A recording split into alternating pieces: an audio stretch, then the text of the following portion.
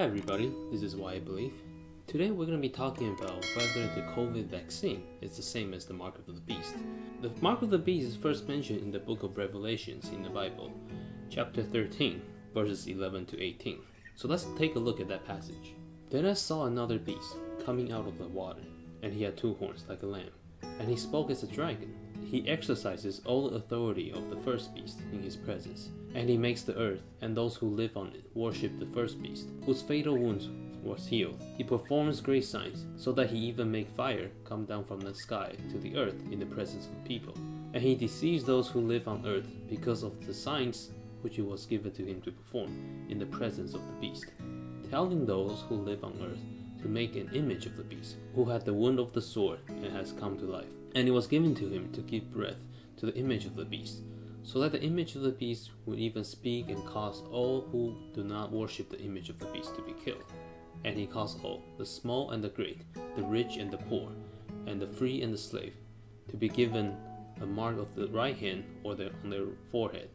And he decreed that no one would be able to buy or sell except the one who has the mark, either the name of the beast or the number of his name. Here is wisdom. Let him who has understanding calculate the number of the beast, for the number is that of a man, and his number is 666. From these passages, especially verses 16 to 18, we can understand what the mark of the beast may be. In verse 16, it talked about everyone is to be marked on the right hand or the forehand. Here it talked about everyone, whether the small or the great or the significant, the rich and the poor, the free and the slaves. And there are two places, either their right hands or their foreheads.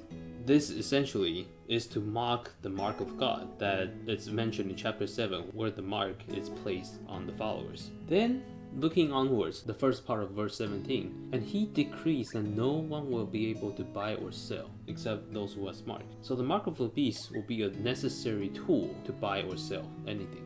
The second part of verse 17 says, the mark is either the name of the beast or the number of his name. In the last verse that we read, the number of the beast is the number of men, and that number is 666. There are a lot of speculations on what that 666 means, but in general, biblically 7 is perfect. 666 means a complete short of perfection. Now, the number of the beast equals to the number of the men. What does that mean? In general, we think it's the Hebrew numeral or the Greek letters. All these are speculations, but one example is if we turn the Greek letters of Nero into Hebrew numerals, then the number actually adds up to 666. The Greek letters of Nero is NRONQSR, which means 50, 200, 650, 160, and 200. If you add those up, it equals to 666.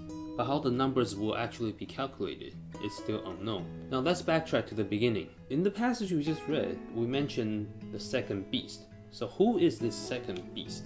The second beast is first mentioned in verse 11, and then afterwards it is referred to as it. If we read on in chapter 16 and 19, we can find out that it is the false prophet. So essentially, the mark of the beast is a mark issued by the false prophet to everybody if they want to trade, which means to buy or sell, and the mark will be on the right hand or on the forehand. And that mark, in some shape or form, will represent a number that can be translated to 666. Which is a complete short of perfection. So that is the mark of the beast. And what that is exactly, it's hard to say. But the purpose is to show there are people who are willing to operate within the economic systems and rebel against God. Now we have an idea of what the mark of the beast is. Let's look at whether the COVID vaccine is the mark. First of all, there's no requirement. It is not mandatory for everybody to get the vaccine. In fact, it is not even offered to everybody yet. However, it is strongly encouraged. Now, there are some rumors and news that some regions around the world is advocating on getting a vaccine passport, and you will need to have that kind of passport to be allowed to travel or to enter into certain countries. Now, this is getting a little similar to what the mark of the beast is describing. But will this extend to the retail stores that you cannot buy or sell anything? It is a little hard to imagine at the moment, but given COVID-19's experience, I don't think anybody will be surprised of what happens next.